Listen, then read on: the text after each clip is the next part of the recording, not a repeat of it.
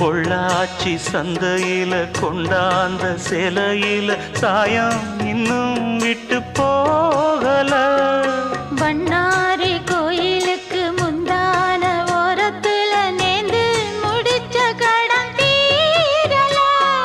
மானே மானே ஒன்னத்தானே எண்ணி நானும் நாடும் தவித்தே.